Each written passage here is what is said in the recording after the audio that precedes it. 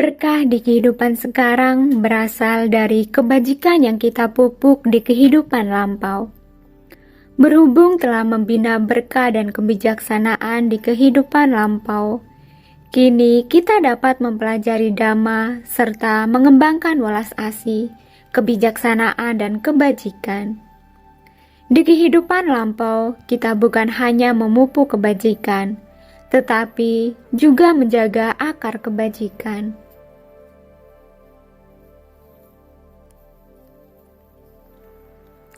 Kita sering berkata bahwa kita harus turut bersukacita atas perbuatan baik orang lain. Turut bersukacita atas perbuatan baik orang lain memang sangat baik. Namun, alangkah baiknya jika kita dapat terus membina niat baik dan memupuk pahala.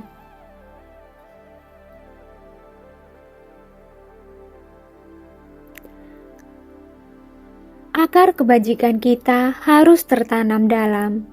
Kita harus bersumbangsi dengan teguh. Jika telah memupuk kebajikan di kehidupan lampau, kita akan dipenuhi berkah di kehidupan sekarang. Dipenuhi berkah belum tentu memiliki banyak uang.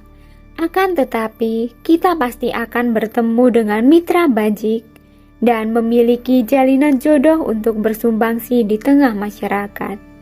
Inilah berkah yang sesungguhnya. Karena itu, setelah mendengar dhamma di kehidupan sekarang, kita harus menggenggam waktu untuk mempraktikannya. Hidup di dunia ini, kita harus percaya pada hukum sebab akibat yang berkaitan dengan masa lalu, masa kini dan masa mendatang. Berkah di kehidupan sekarang berasal dari kebajikan yang kita pupuk di kehidupan lampau.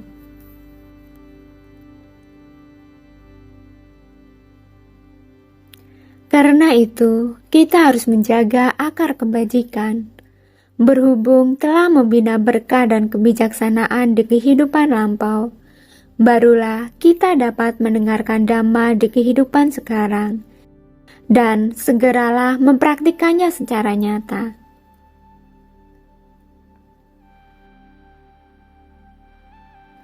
Kehidupan lampau dan kehidupan sekarang.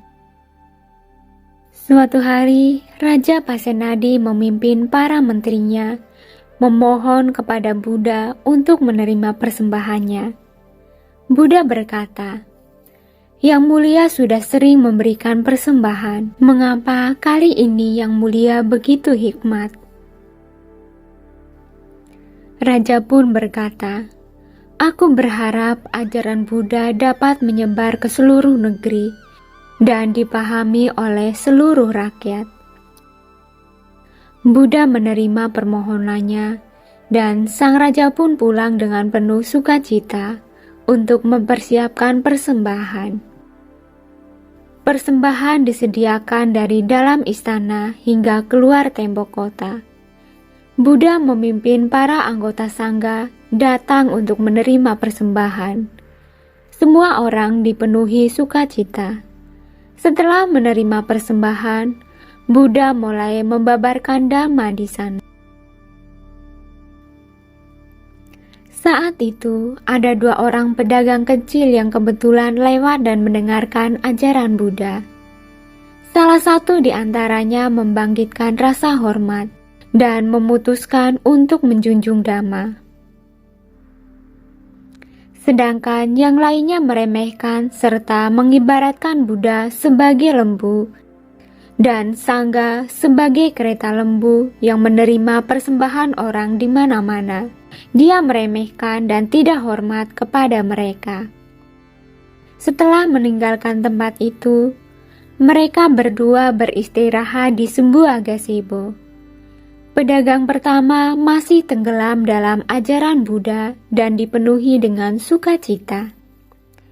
Sedangkan yang lainnya meremehkan dan mulai minum minuman keras.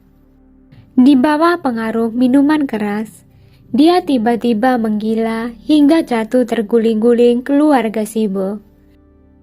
Kebetulan sebuah kereta lewat dan melindasnya hingga tubuhnya hancur berkeping-keping. Saat menyadari bahwa dia tidak ada di gazebo, pedagang pertama pun mulai mencarinya. Dia lalu menemukan jasadnya yang telah hancur berkeping-keping. Dia sangat takut melihatnya. Dia berpikir, jika aku pulang ke kampung halaman, orang-orang mungkin akan mengira bahwa aku membunuhnya demi uang. Jadi, dia tidak berani pulang. Dia mulai berkelana dan meninggalkan kerajaan itu.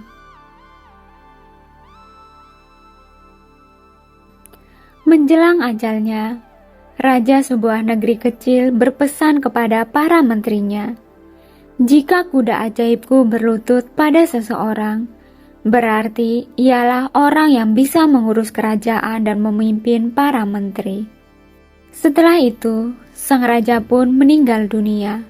Para menteri pun membawa kuda itu untuk mencari orang yang disebutkan sang raja. Pedagang yang bersukacita mendengarkan dhamma itu kebetulan berjalan melewati tempat itu. Kuda itu berjalan menghampiri pedagang itu, serta berlutut di hadapannya dan menyentuh kedua kakinya dengan kepala. Melihatnya, para menteri berkata, "Dialah raja baru kita." Dengan penuh hormat, mereka mengundang pedagang itu ke istana dan menjadikannya sebagai raja. Dia sendiri sangat gelisah. Mengapa aku bisa mewarisi tahta? Bagaimana hendaknya aku memimpin negeri ini?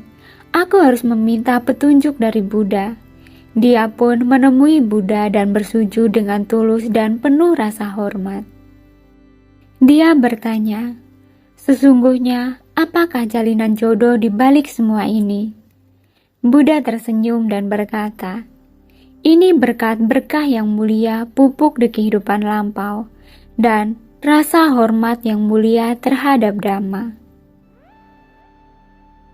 Saat memimpin sebuah kerajaan, yang mulia hendaknya mempertahankan kebajikan.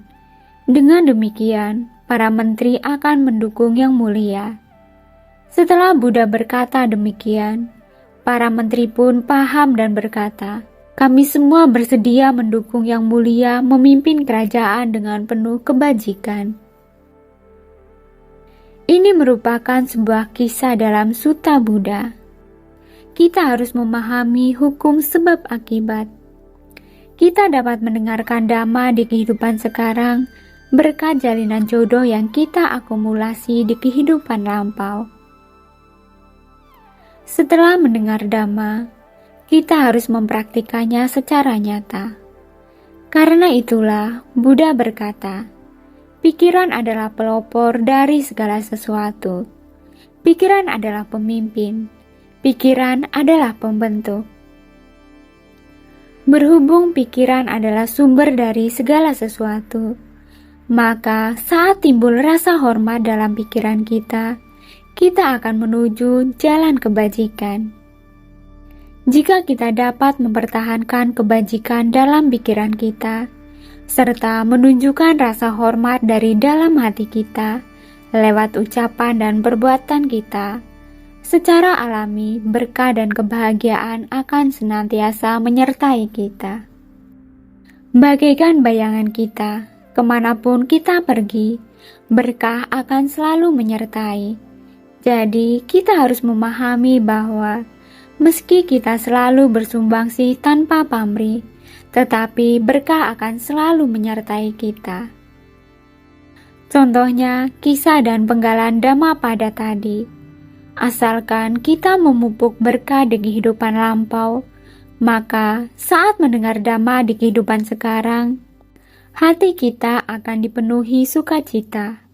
Berkah akan selalu menyertai kita, dan kita dapat bersumbangsi bagi masyarakat. Ini adalah kisah inspirasi. Terima kasih sudah menonton, semoga bermanfaat dan semoga Anda berbahagia.